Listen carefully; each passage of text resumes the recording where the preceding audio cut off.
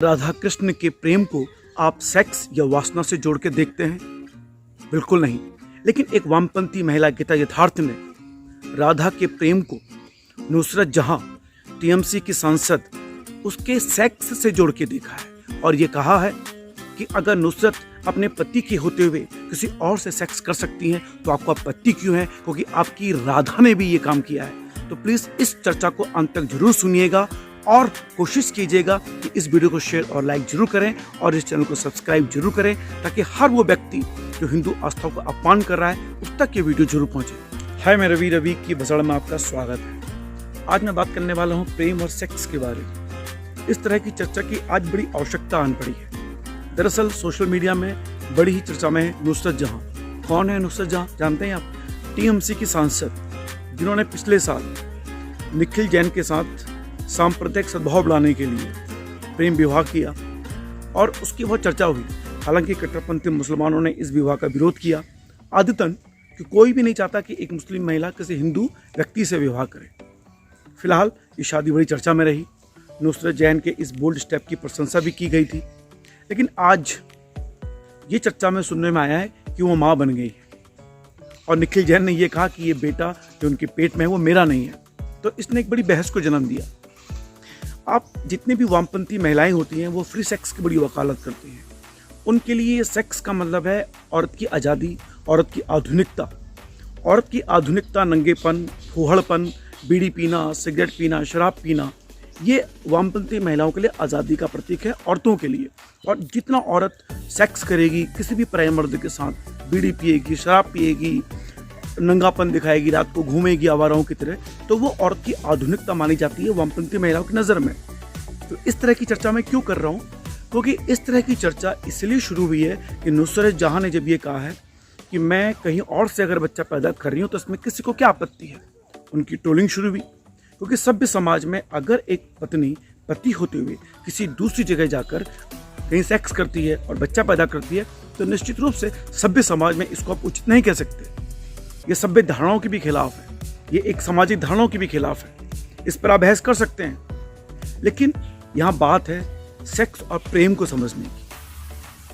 क्या प्रेम को सेक्स पे तोला जा सकता है? तो गीता यथार्थ आपने नाम सुना होगा।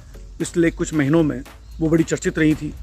सोशल मीडिया में हकते हुए कमोड में उन्होंने फोटो वायरल करी और ये कहा कि एकाकी महिलाओं के लिए कितना मुश्किल होता है जीवन जीना, कि उन्हें दरवाज़ा खुला छोड़ के अपने बच्चे की देखरेख करनी होती है। ममतामयी दृष्टि से देखें तो उनकी इस फोटो को बोल्ड माना गया। मैंने भी इस फोटो की प्रशंसा की, लेकिन इस फोटो में अपने मातृत्व को दिखाने से अधिक उन्होंने एक इस तरह से दिखाया कि देखो मैं बोल्ड महिला हूँ, मैं हकते हुए फोटो शूट करती हूँ और उसको वायरल करती हूँ।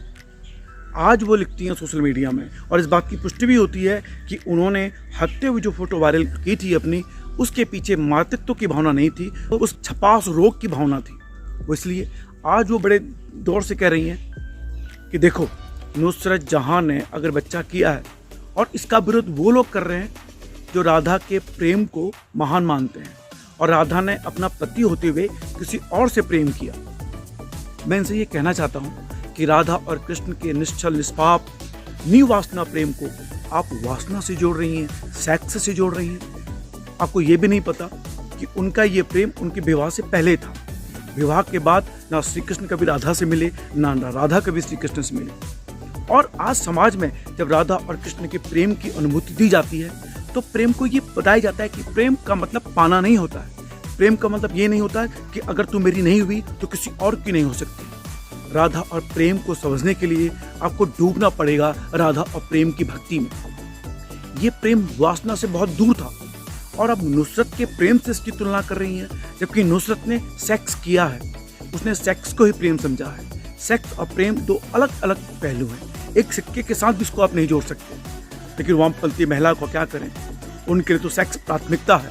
उनके लिए अपने पति के अलावा अन्य मर्दों से सेक्स ही प्रेम है और इसका वो पूरे रूप से बखान करती है। तो जिस तरह से गीता यथार्थ में अपनी पोस्ट में अपनी इस नीच सोच का परिचय दिया है, मुझे लगता है इसमें दो बातों का उन्होंने ध्यान रखा है। एक तो ये कि औरत की आज़ादी को सेक्स से जोड़ा जाए और दूसरा हिंदू आस्थाओं को, हिंदू प्रतीकों का अपमान किया जाए जो अक्सर वामपंथी महिलाएं करती आ रही हैं। यहाँ हिस्सा यह है कि आपने सेक्स को वासना से क्यों जोड़ा। राधा और कृष्ण के प्रेम को समझने के लिए आपको डूबना पड़ेगा। और मैं समझता हूँ कि राधा और प्रेम के ऊपर बहुत लंबी वास्तु चर्चा होनी बहुत जरूरी हो गई आज की तारीख में। यथार्थ की इस पोस्ट पर आपको क्या कहना है, नुसरत जहां के प्रेम पर आपको क्या कहना है, राधा कृष्ण के निश्चल प्रेम पर आपको क्या कहना है, प्लीज टिप्पणी बॉक्स पे अपनी उपस्थिति जरूर दर्ज कराएं। फिलहाल मैं चर्चा ये खत्म करता हूँ और उम्मीद करता हूँ कि यथार्थ जैसे वामपंथी महिलाओं से कि वो सेक्स को प्रेम से न जोड़ें और अपनी इस बेहुदा नीच हरकतों के लिए जो वो राधा के प्रेम को नुसरत के सेक्स से जोड़ रही हैं उसके लिए उन्हें माफी मांगनी चाहिए, राधा से भी, अपने आप से भी और समस्त हिंदुओं से भी। जय भारत, जय हिंद।